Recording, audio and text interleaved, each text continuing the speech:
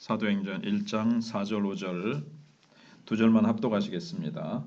사도와 함께 모이사 그들에게 분부하여 이르시되 예루살렘을 떠나지 말고 내게서 들은 바 아버지께서 약속하신 것을 기다리라. 요한은 물로 세례를 베풀었으나 너희는 몇 날이 못되어 성령으로 세례를 받으리라 하셨느니라. 아멘.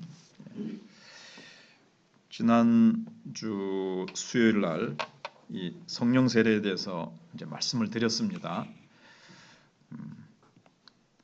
그래서 보통 장로교 쪽에서는 또 CCC 내비게이터 소위 이제 복음주의에서는 또 개혁주의에서는 이 성령 세례를 예수 믿을 때 거듭나는 것, 성령께서 오셔서 우리를 거듭나게 하시는 것을 성령 세례로 이제 사용하고 있습니다. 그 용어를.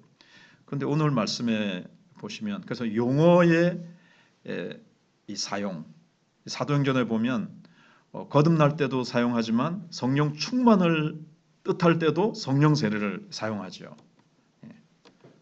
말씀드렸듯이 사도행전 2장에 보면 그들이 다 성령의 충만함을 받았다 이렇게 나오거든요.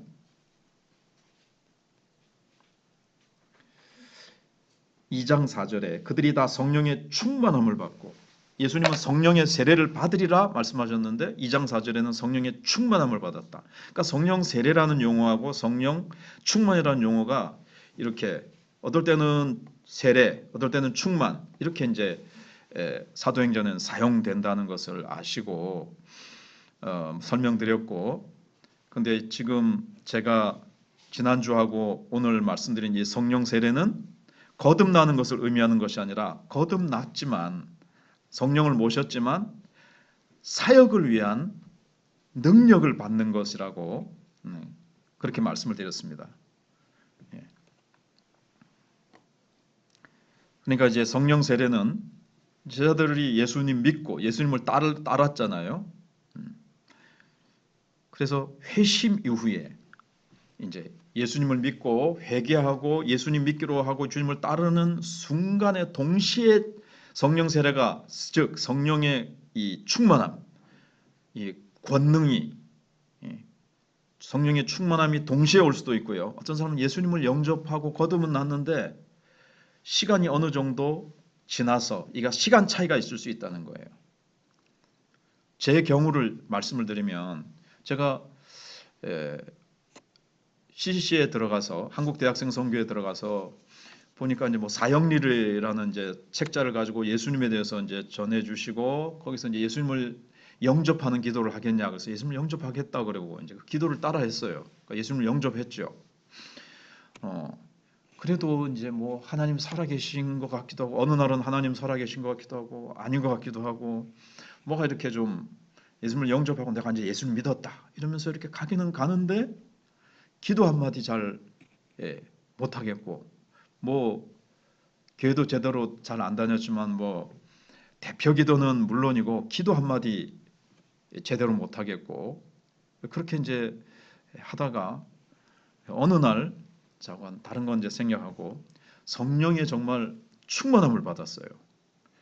근데 그때 막 엄청난 회개가 터져 나오고 막 속에서 성령의 생수가 터지듯이 막 시원한 엄청난 시원함, 성령의 생수가 흘러넘치듯이 하면서 동시에 또 뜨거운 거예요. 막 성령의 불 같은.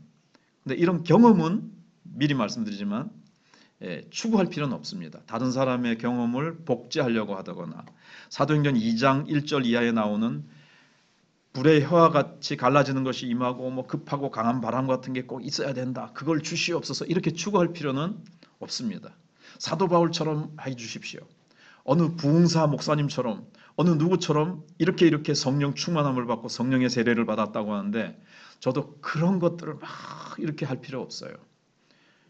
좀 이따 말씀드리겠지만 각 사람마다 하나님께서 다르게 역사합니다. 그렇기 때문에 하나님께서는 내 기질과 내 상황과 내 환경과 나를 너무나도 잘 아시는 하나님께서 나를 가장 나에게 적절한 방법으로 충만함을 주십니다.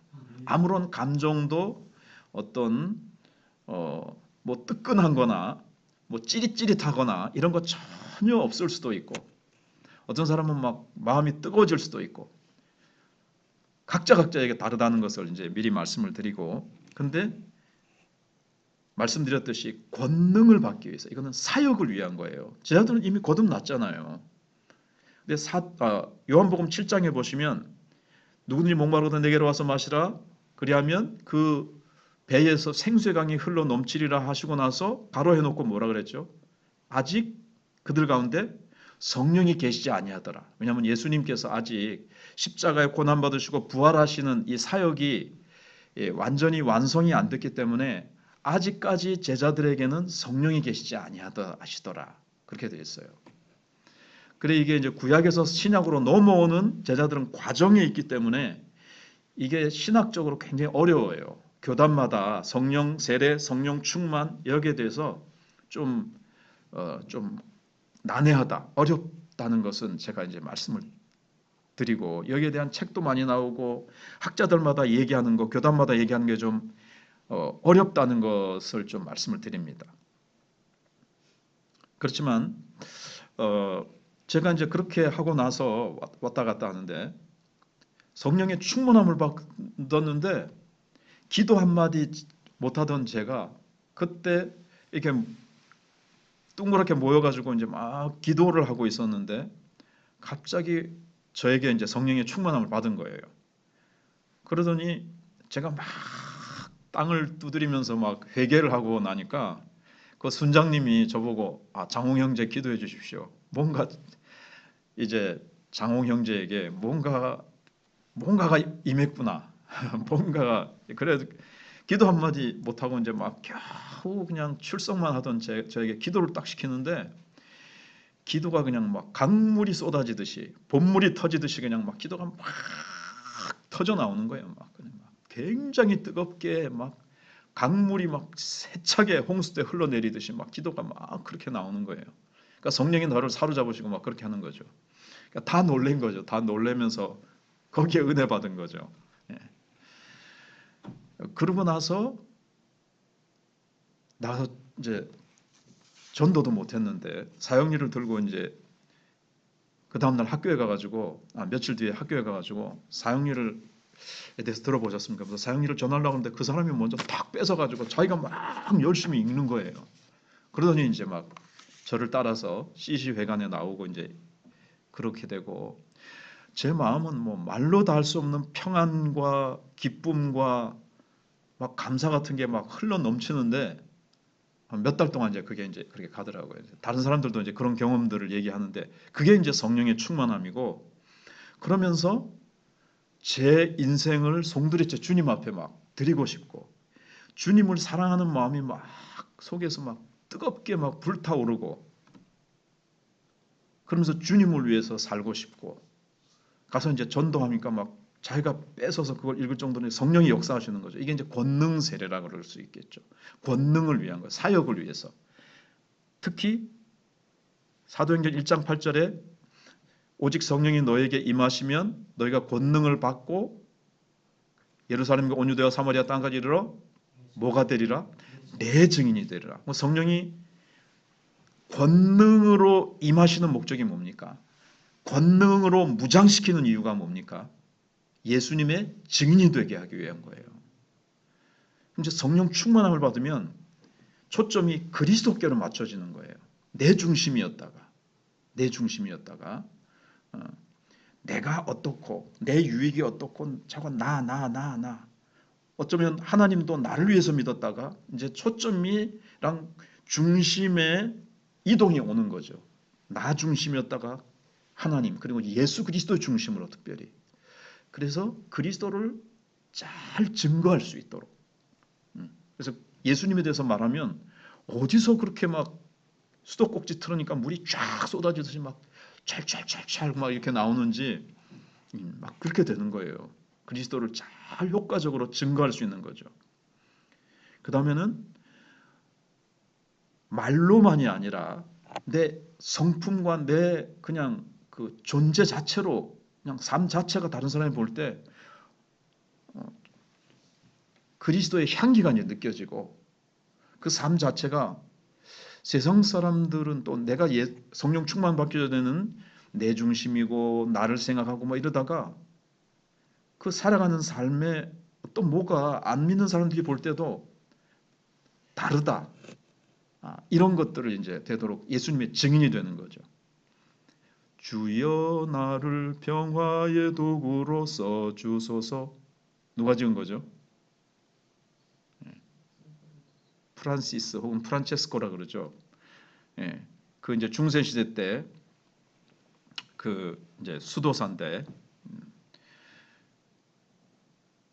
이 사람이 이제 다니면서 이제 번역은 이제 탁발 수도회라고 되어 있죠. 교회사 읽어보면 이 사람이 이제 동네마다 이제 쭉 돌아다니면서 전도를 하는데 그 마을에 가서 아무 말도 하지 않고 처음에 그 마을을 쭉 돌아다니기만 합니다. 그냥 여럿이서 그 수도에 그 따르는 이 프란시스를 따르는 사람들, 예, 그래 쭉 이제 돌기만 하는 거예요. 그러니까 스승님 왜 한마디도 예수님에 대해서 말하지 않고 왜 이렇게 걸어 다니기만 합니까? 그러니까 프란시스가 한 말이 우리가 걸어 다니는 모습을 보고서도 그리스도를 보지 못했다면 말을 해야 그리스도를 알아듣는다면 그건 이제 제가 표현하기가 좀 갑자기 그런데 무슨 뜻인지 아시겠죠? 걸어 다니는 모습만 봐도 말을 안 해도 그 모습만 봐도 우리가 그리스도를 나타낼 수 없다면 말을 해서 증거할 수 없다. 이런 말을 했어요. 말보다도 다니기만 모습을 보기만 해도 그리스도를 증거할 수 있어야 된다. 이제 이런 뜻의 말을 했어요. 우리로서는 좀 어려운 이제 어떤 그런 수준이긴 하지만 그러니까는 제가 말씀드리려는 건 뭐냐면 우리가 메시지로도 증거하지만 우리의 어떤 삶, 어떻게 보면 우리의 얼굴, 우리의 어떤 삶의 스타일, 우리의 삶 자체가 그리스도의 증인이 돼야 된다는 거죠. 여기는 그게 다 포함된다는 거죠. 오순절날 베드로가 분명히 이제 메시지로 전했죠. 메시지로 전하니까 3천 명이 회개하고 돌아온 거는 성령이 역사하셔서 그럽니다. 성령께서 그 몇 명이 모였는지 모르지만 3천 명이 마음에 찔려서 형제 우리가 어찌할꼬 하면서 회개하고 그날에 3천 명이 세례를 받았어요. 물 세례를 받았겠죠. 이제 그리고 또 이미 마음이 찔려서 어찌할꼬 이거는 이제 성령의 세례를 거듭나고 그 은혜를 이제 받은 거죠. 그렇게도 말로도 전하지만 삶으로도 우리가 이제 전해야 된다는 것을 알아야 되겠고요. 그러한 예수님의 증인이 되기 위한 능력, 이게 이제 충만함이며 또 권능 세례라는 거예요. 오늘 이제 전하려고 하는 것 중에 하나는 이제 오순절 날에는 어떻게 임했냐면 불의 혀와 같이 갈라지는 것이 임하고 각 사람 머리 위에 불의 혀와 같은 것이 임하고 급하고 강한 바람 같은 것이 그 다락방에 임했습니다. 그런데 고넬료의 집에서는 어땠죠? 고넬료의 집에서는 베드로가 말씀을 전하는 중에 성령이 내려오시면서 방언도 하고 막 그렇게 성령이 임하셨다 그때 있거든요. 그때는 이제 오순절날처럼 이제 막 방언을 했어요. 우리처럼 그렇게 성령을 받았으니 우리가 세례 주는 것을 어찌 그 말이요 하면서 세례를 줬는데 이때는 뭐 불의 혀 같은 것은 없었고 바람같이 급하고 강한 바람 같은 것은 없었어요. 성령이 내려오시는 것을 뭔가 느끼고 방언을 했다는 거죠. 그 다음에 사도행전 19장에 보시면 그때 이제 사도 바울이 에베소에 있는 그 제자들을 향해서 너희가 믿을 때 성령을 받았느냐? 그러니까 우리는 성령을 알지도 못한다. 그럴 때 사도 바울이 안수하니까 성령이 임하셨어요. 또 사마리아에서도 예수 믿고 빌립 집사가 전해주는 복음을 듣고 세례는 받았어요. 물 세례는 받았지만 아직 성령이 한 사람에게도 내리신 적이 없다 그랬어요. 그래서 베드로와 요한이 어찌된 일이냐? 사마리아 사람들이 복음을 받았단다. 그 소식을 듣고 베드로와 요한이 그 사람들이 정말 복음을 받아들이고 예수를 믿다니 그래가지고 이제 그 뭐 점검차, 조사위원회처럼 이제 내려가서 보니까 정말 그들이 이제 믿는단 말이에요. 예수를 믿었고 세례를 받았어요. 그래서 안수를 하니까 비로소 성령이 오셨어요. 그러니까 이제 예수 믿은 거하고 세례 받은 거하고 시간 차이가 있는 거죠. 그러니까 이런 게 이제 어려운 거예요. 그러면은 성령으로 아니하고는 예수를 주라 고백할 수 없다고 그랬는데 어떻게 성령이 아직 안 오셨는데 예수를 주로 고백할 수 있었으며 예수를 믿고 세례 받았는데 왜 성령이 시간 차이를 두고 내려오셨느냐? 요게 이제 어려운 거예요. 그래서 교단마다 요게 좀 어렵고 이건 이제 구약에서 신약으로 넘어오는 단계이기 때문에 이제 그렇게 된다라 그래가지고 요걸 이제 지금 다 설명을 하려면 시간이 많이 걸리니까 다음에 또 그렇게 해요. 일단 요게 좀 어렵다. 구약에서 신약으로 넘어오는 과도기이기 때문에 이런 현상이 있는 건데 어떤 사람들은 봐라 사도행전 그게 8장인가 그렇죠? 아마 8장에 빌립이 8장이거든요. 빌립이 사마리아에 가서 일어난 요 사건을 봐라 성경에 나왔잖아. 그러니까 이걸 오늘날에도 다 적용을 하려고 그래요. 그럼 이제 무리가 있는 거죠.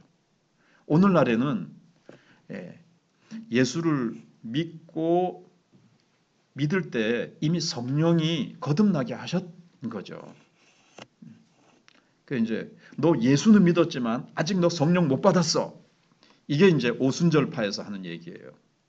그게 이제 그래서 이제 좀 차이가 있는데 막 이렇게 하니까 막 이게 뭐고 막 처음 듣는 분들은 막 어렵다. 이게 뭐가 뭐 복잡하다 그렇지만 그런 게 있다는 거는 한번 좀 들어보시고 여러 번 이제 들어보시면 그렇지만 이제 청교도 얘기도 할게요. 저도 이제 예수님을 영접은 했지만 뜨미지미게 하다 그럴까 뭐 불확실한 이렇게 신앙생활을 뭐 이렇게 쭉 명확하고 막 뜨겁고 밝게 빛을 비치는 그런 신앙생활을 못하다가 기도원에서 형제들이랑 기도하다가 그런 충만함을 받았단 말이에요. 그리고 이제 뭐 이렇게 신앙생활을 쭉 하다가 신학교에 들어와서 보니까는 청교도 신학에서는 어떻게 하냐면은 예수님을 믿어요. 예수님을 믿고 이제 성령으로 거듭났어요. 그러다가 소위 말하는 여기 오늘 예수님께서 말씀한 것처럼 성령의 세례, 성령의 충만한 역사가 있다는 거예요. 좀 구분을 하는 거죠. 예수 믿고 성령은 받았지만 이게 뭐 힘없이 신앙생활 하다가 성령의 충만한 경험을 딱 하고 났더니 이 경험은 확실히 알 수 있는 거라는 거예요. 뭐 감정적으로나 뭐 현상적으로는 아니라 할지라도 그냥 이 내면적으로 분명히 내가 달라졌다. 그런 걸 보면서 내가 경험한 거랑 그 설명해 주는 신학이 있네. 청교도 신학에서 그렇게 하거든요. 그걸 어떻게 이제 표현을 하냐면은 다 제가 못 옮겨도 예수님을 믿고 성령 충만을 받기 전에는 달빛 아래를 걸어가는 듯한 신앙생활을 한 거예요. 그러다가 성령의 충만함, 오순절날 성령의 충만함을 받은 것처럼 그런 성령의 충만한 경험을 딱 하고 나서는 달빛 아래에 있다가 완전히 환한 태양빛 아래에서 걸어가는 것 같은 확 바뀌는 거죠. 그러니까 희미한 조명, 밤에 켜는 희미한 조명등 있잖아요. 뭐 그런 거에 하다가 그냥 밝은 태양빛이나 이렇게 밝은 빛 아래에서 뭐든지 다 보이는 듯한 어두가 침침해가지고 이게 무슨 글자인가 여기 앞에 있는 이게 뭐 의자인지 이게 뭐 화이트보드인지 이게 뭐 지금 잘 이러다가 불을 탁 켜면 어떻게 됐습니까? 지금 불을 끄면 어때요? 막 이게 더듬거리거든요. 지금 어두우면 이게 의자 뭐 대충은 보이죠. 이게 여기 화이트보드가 있구나. 근데 저 사진에 뭐가 붙였는지 잘 모르겠는 거예요. 근데 불을 탁 켜니까 저 사진에 있는 애들 사진도 다 보이고 저기 써 있는 글씨도 다 보이고 여기 있는 글씨도 잘 안 보이다가 가까이 가서야 뭐 성령님과 동행해요. 이게 막 뭐 무슨 글자지 하다가 불을 딱 켜면 어떻습니까? 성령과 동행하여 글자가 다 보이고 환하게 보이듯이 성령 충만을 받기 전에는 뭐가 희미하고 좀 더듬더듬 이렇게 하다가 성령의 충만함이 임하면 권능이 임하니까 베드로도 어땠습니까? 그냥 예수님께로부터 배웠던 말씀들이 막 이렇게 흩어져 있다가 이게 막 구슬을 깨가지고 목걸이가 만들어지듯이 그냥 말씀이 쫙 깨어지는 거죠. 이제 예수님께 받았던 말씀들이. 그래서 오순절날 일어나가지고 저 사람들이 술 취했다. 이 사람들 이상하다. 우리가 난곳방언으로 하니 어찌 된 일임이냐. 저 사람들 다 갈릴리 촌 사람들인데 우리가 난곳방언으로, 어떤 사람은 쉽게 해서 프랑스 말로, 영어로, 그 다음에 막 화란어로, 막 독일어로 막 온갖 그 배우지 못한 촌뜨기들이 막 자기네들이 난곳방언으로 막 하는 거예요. 프랑스 말 무슨 말 막 일본어 뭐 중국어로 막 하니까 이게 어찌된 일이냐 할 때 베드로가 딱 일어나가지고 요엘 선지자의 말씀을 딱 적용하면서 구약 전체를 꿰면서 너희가 죽인 예수가 왜 메시아인지를 쫙 설명을 하잖아요. 그게 이제 성령의 충만함을 받으니까 이제 그렇게 된 거죠.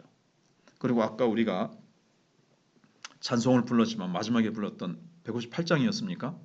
맨 끝에 보면 예수님이 가신 그 고난의 길을 우리도 걸어가자 이렇게 돼 있잖아요. 근데 베드로가 오순절 전에는 어땠습니까? 예수님이 십자가 지시기 전에는, 그리고 부활하시기는 어땠죠? 내가 예수님을 감옥에도 따라가고 죽는데도 내가 따라가겠다고 했어요. 그 전에 말씀드린 이게 본심이죠. 베드로의 본심이고, 베드로는 그렇게 하고 싶었지만 했습니까? 못했습니까? 못했죠.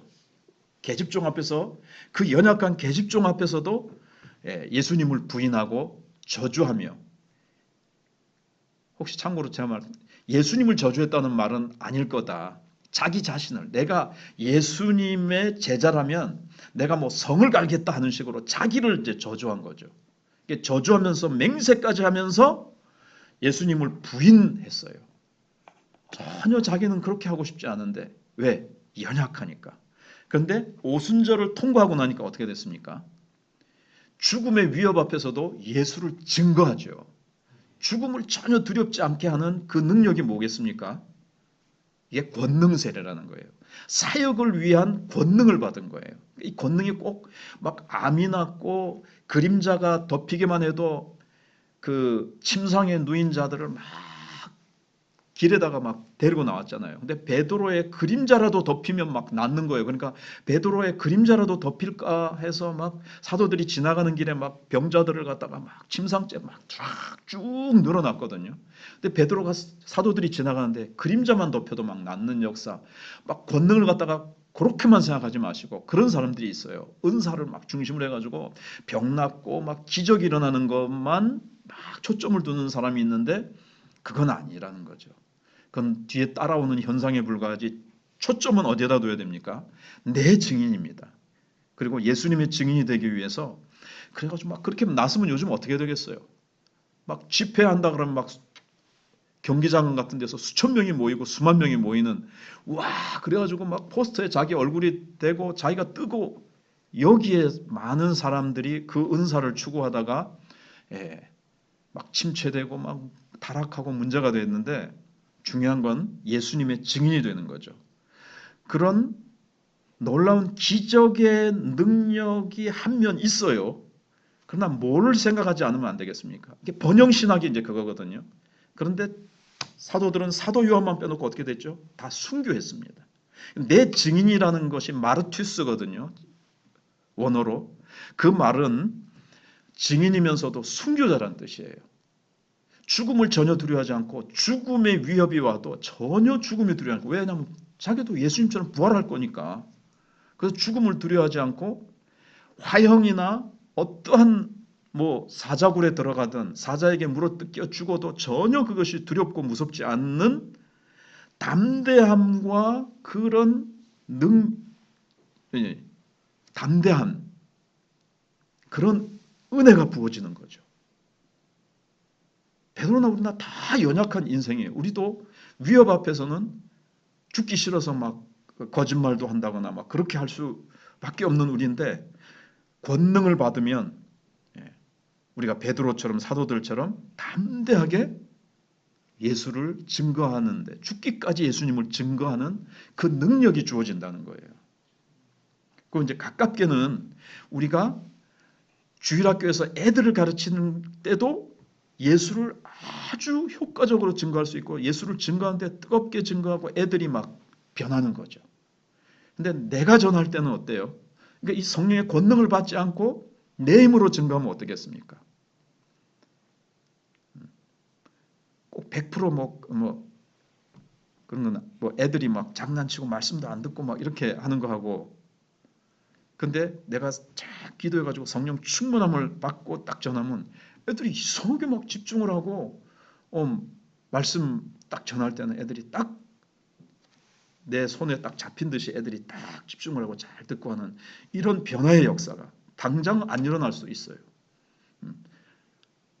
내가 기도하고 막 충만해서 전하는데 애들이 계속 막 떠들고 이럴 수는 있어요. 그렇다고 해서 내가 성령 충만 못 받아 나는 뭐 좀 아닌가벼 이거는 아니고요. 계속 그렇게 전하다 보면 어느 날 이제 하나님이 그렇게 하실 수 있는 거죠.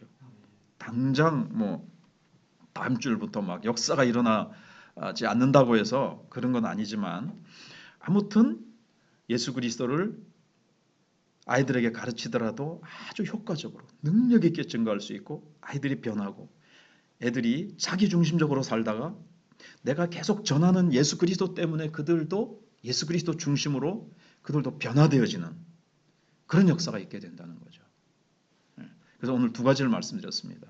예수의 증인이 되기 위해서, 그리고 성령님께서 나를 예수의 증인 되려면 어떻게 되겠습니까? 예수님을 잘 알아야 되겠죠. 그러려면 지식으로뿐만 아니라 정말 경험적으로 평상시에도 날마다 성령께서 예수 그리스도를 내가 사랑하고 예수 그리스도를 알고 싶고 예수 그리스도를 날마다 더 깊이 알아가도록 성령이 우리를 이끌어 가세요. 그게 이제 예수님이 요한복음 14장과 16장에 말씀하신 대로 그가 오시면 너희를 진리 가운데로 인도하실 것이고 내 말이 생각나게 하실 것이고, 즉 성령이 오시면 그리스도를 잘 알도록 그렇게 우리를 이끌어 가세요. 성경을 보면서 성경에 있는 예수 그리스도를 더 깊이 볼 수 있는 눈이 열리고 내 삶 속에서 그리스도가 어떻게 나를 주장하시고 이끌어 가시는지 예수 그리스도가 누구신지를 더 깊이 알게 하세요. 그러니까 예수님에 대해서 말하라 그러면 그냥 막 신나가지고 쫙쫙쫙 얘기를 해줄 수 있는 거죠. 성령에 계속 사로잡혀서 그렇게 살아가면. 그래서 효과적인 예수 그리스도의 증인이 될 수 있다. 죽음과 어떠한 고난이 오더라도 두려워하지 않고 갈 수 있는 권능을 받게 된다. 오순절 이전의 베드로와 오순절 이후의 베드로를 볼 때 우리도 성령의 이런 세례를 받기 전에 성령의 충만함을 받기 전과 그 후가 이렇게 달라진다 하는 거죠. 신앙생활을 하더라도 자기 중심으로 여전히 미성숙한 그리스도인의 삶을 살다가 성령의 충만함을 받고 나면 베드로처럼 완전히 그리스도 중심으로 그리스도를 위해서는 목숨도 자기의 모든 것을 내어놓을 수 있는 증인으로 바뀌어진다는 거죠. 그러니 성령의 세례, 성령의 충만함을 우리가 어떻게 해야 되겠어요? 사모하고 이거를 필수적으로 받아야 되겠다라고 간절히 사모하는 자에게 주님의 뜻인데 왜 안 해주시겠냐는 거죠. 단지 내 욕심과 내 안에 들어있는 온갖 것들이 많이 있어서 성령으로 안 채워지는 거거든요.